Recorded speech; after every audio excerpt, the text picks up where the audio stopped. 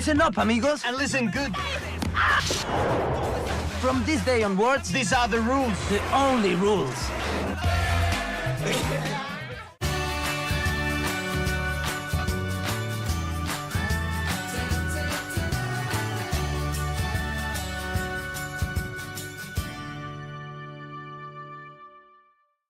Hello, welcome to the Damian and Devlin show, and this is our review for Why to Mamá También, the 2002 foreign Mexican film that was directed by Alfonso Cuarón and stars Diego Luna, I'm going to screw up some names here, Gael Garcia Bernal, and Maribel Verdú. And I'm going to apologize right to start. This is a Mexican film, and I'm going to get some pronunciations wrong. Even Damian and I were trying to talk about the director, but we think it's Alfonso Cuarón. That's what we're going with. Damian's spelling. I think it's pronounced Cuarón. It could be Cuarón or Kiran. I don't know. Anyhow, I chose this movie. I wanted to end the summer with something a little different. And I saw this movie about 10 years ago, and I've always wanted to see it again because I really was touched by it when I first saw it. And at the time, I was very confused by it, but I knew after I've seen it for a couple days and thinking about it, I actually really liked this movie. And I wanted to see it again. Now, I wasn't sure if I was going to show it to Damian because I wasn't sure about it. But I decided he likes to be challenged, and sometimes there's movies that are outright, I'm not showing him because I don't think he'll get it. This one I didn't remember too much about, so I thought, you know what, I'm going to give it a chance and check it out. Now, this is a movie, it came out in 2002, as we said, and it became a huge, huge hit. It's on AFI's list of top 100 foreign films.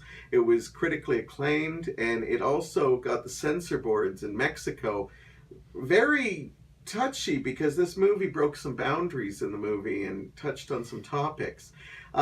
Before we get to what Damian's first opinions are, the story is basically about two kind of teenage boys. I think they're kind of between teenage and college. Yeah. And their girlfriends go away to travel in Europe for the summer, and they wind up doing nothing.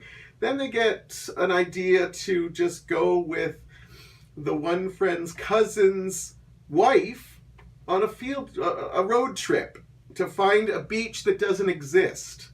Or at least they don't know if it exists. They think they may have heard of it, but they decide to do it just because it's an adventure. And they go into this not knowing anything because they haven't really done much in life, and they learn a lot about life in this trip.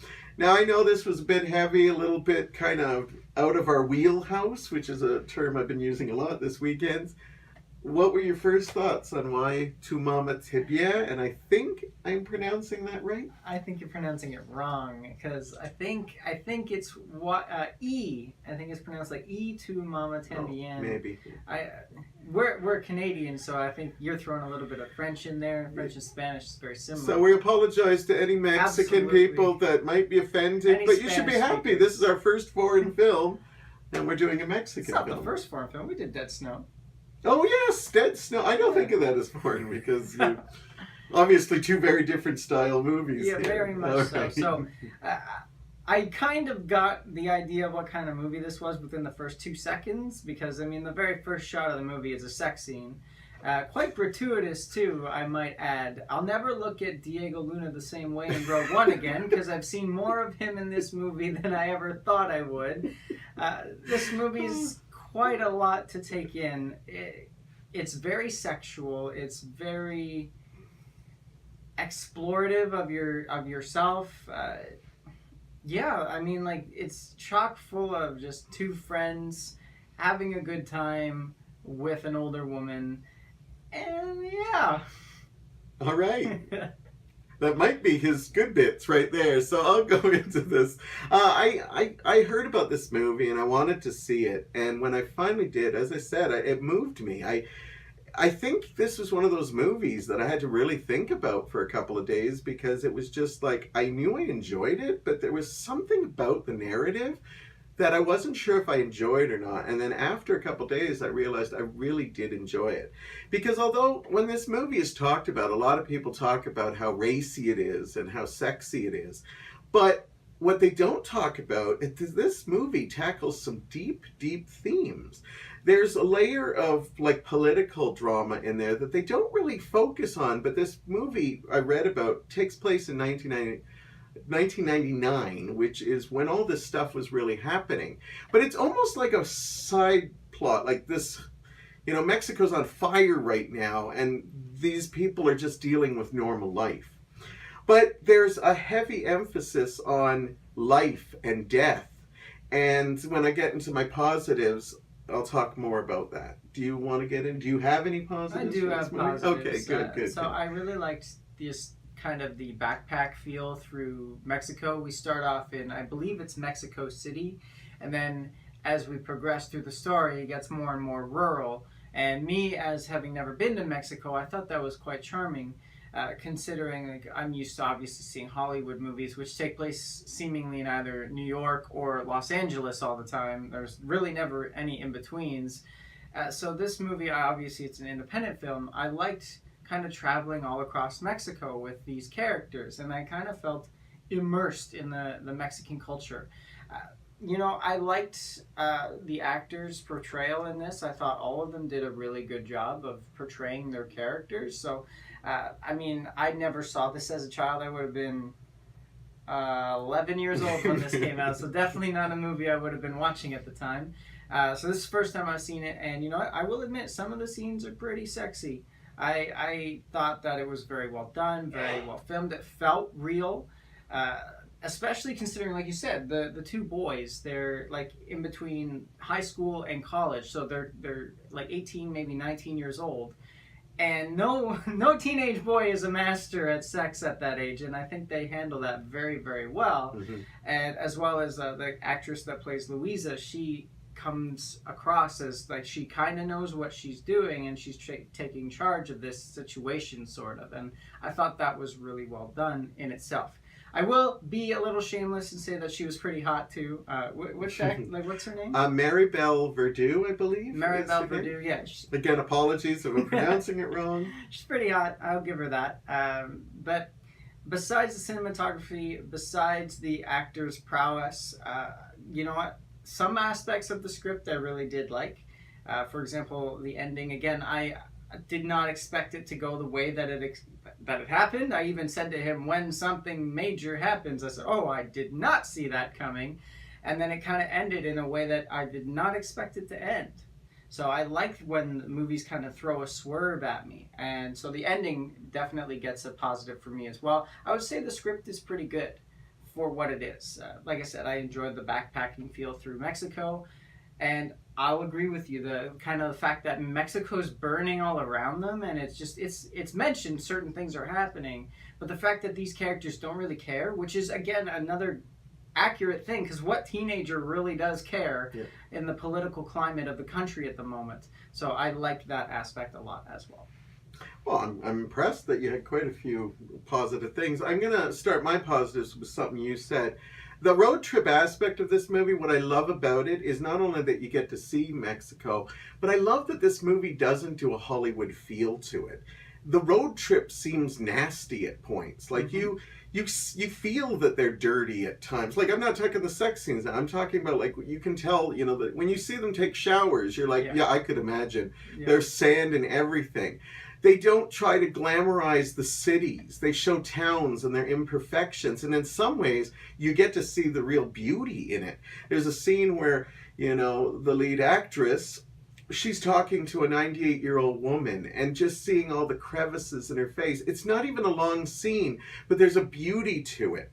And that kind of leads into my next thing. Yes, I agree. I think the actors are all really good. In fact, you got to remember, all these actors were fairly unknown. And like... Diego Luna, as you said, was in Rogue One. He's been in a lot of movies. Even Gael Garcia Bernal has gone on to stuff. I'm not sure about the actress, but they're in other movies. But if you watch it, they seem very real. They don't come off as like Hollywood, where like, yeah, these guys talk a good game, but then when they actually get to bed, like they actually seem, it's like the sex scenes seem real. Like they're not like, it's not perfectly, take my breath away, as you always say with Top Gun. It's like awkward. It's not the best, but there's still a passion there, and that it's wonderful to see. And I like that. They show it, it's raw. There's no Hollywood in this at all. I love the script, and I love that the director took some chances. I believe the director helped write this as well as, if not totally wrote it, as well as directed it. What I love about the script is there's narration. This is a subtitled movie, so we should warn you, because some people don't like that. I could not watch this being dubbed. I don't know. I can watch dubbed movies, but I think it would have been really awkward when you're dealing with human feelings and passions. I think it would be hilarious. Yeah, I guess. But anyhow, what I liked about the script was there's moments that there's narration that isn't describing what you're seeing. It's basically either one, the character's thoughts. And a lot of times you'll just see like a character looking out a window, seeing something, and the narrator will come in and just say, this reminded of something he saw when he was 8 years old. It was traumatizing to him, but he told no one. And I love those little aspects because you don't get that in a lot of movies. And that's one of the things I had to think about if I liked or not. But I did. Other things I liked is sometimes they're passing people on the street or they meet up with people and all of a sudden for no reason, like you get their backstory. You not only get their past, but sometimes they tell you in the future things aren't too happy for them. So you see characters, running around having like smiles on their faces and they tell you like 2 years from now, their life isn't going to be all that great. And that's the thing I wound up loving about the movie is that the whole movie to me is a basis of living life by each moment because nothing is guaranteed. In this movie, love isn't guaranteed. You see life isn't guaranteed, and you see friendship isn't guaranteed. These people all suddenly live for the moments. The title translates of the movie, Y tu Mamá También, or whatever we've agreed on, translates to And Your Mother Too. And when that popped up, you were like, what? What's that title? But it comes to the fact that the young guys are all like, kind of, you never know if they're making up stories. Like, yeah, I've been with tons of women. And as the story goes, you start finding out they're a lot more innocent. And the whole, like how guys would say, yeah, and your mother too, and stuff like that. You never know if they're, just making up the stuff or if they're just being, And I like the title because that's what the movie represents. You realize that these boys are really green, but they're learning stuff about life. They're learning stuff about themselves. They're learning stuff about women. They're learning stuff about friendship. They're also learning stuff about life. And I love how there's a lot of death overtones in this. Like, just when you see something that's full of life, the narrator will come in and give a story that, like, death is mentioned a lot in this movie. Even if it's just, and I don't want you to think, like, I'll have to ask Damian, but it's not a depressing film, but they constantly remind you that death could come at any time. Whether they're talking about an animal, like there's a scene where there's animals that do something and they literally tell you, well, these animals were, went to slaughter. And it's just like, why are they doing this to me? And when I first saw it, I wasn't sure I liked it. But as I said, after I thought about it for a few days, I really liked that this movie really hits you over the head telling you, live life, because enjoy those moments. Do things that are out of your comfort zone, because tomorrow you might not wake up or your whole life could be changed. Your best friend might not be there anymore. Your relationship might not be there anymore. It's just, I thought it was a powerful script, and it actually took me a while to see it, but when I saw it again, I was reaffirmed that, yeah, this is the part that I really like about it. Negatives. Well, so I'm kind of torn on the whole narration thing. First and foremost, my question is, who is this narrator, and how does he know so much? I felt it was the director. I don't know if he is, but I kept thinking the director was coming in to tell us, I couldn't fit this in the movie, so here it is. At first, I thought it was one of the characters as an adult. Yeah. And then I realized, no, it wasn't one of the characters as an adult. It must be some otherworldly kind of person that's narrating. Maybe we're actually reading a book, essentially, because there's basically an overtone of one of the characters wants to become a writer. Yeah, did you ever feel, and I just dawned on me, do you ever feel that this might be in a book that he wrote and then he investigated all the people he met in the travels? I mean, possibly. It's quite possible. But that's, like, who is this narrator? But we don't know, It's not necessarily a negative. Okay, so I just want to make that clear. I liked certain aspects of it. Like you said, I liked hearing this is what's going to happen to these people in the future and why, because it was kind of bittersweet. Again, everybody's having a good time right here in the moment, but now we know what's going to happen in the future. It just kind of makes you think, like, if I knew what was going to happen tomorrow, would I be acting the same way today? So on and so forth. So I liked aspects of it, but I was really confused by it in other ways. That's fair. I also had a hard time until about halfway through the movie figuring out who was who. I knew who Louisa was, the woman, because when you have two guys and a woman in a car, obviously one of them is going to have a female name. So I figured out who she was. But before they actually went on their road trip, they kept referring to these other characters and Julio, like names, Julio and Anna, Cecilia. I can't remember his name, Tanaka or Tenoch. I think it was. Yeah. I was like, who are these people? I know they must be somebody that I've seen so far, but like, who are they? And maybe that's just the language barrier that I came across, because again, I was reading the movie. Yeah, the subtitles. But I had a hard time keeping track of who was who.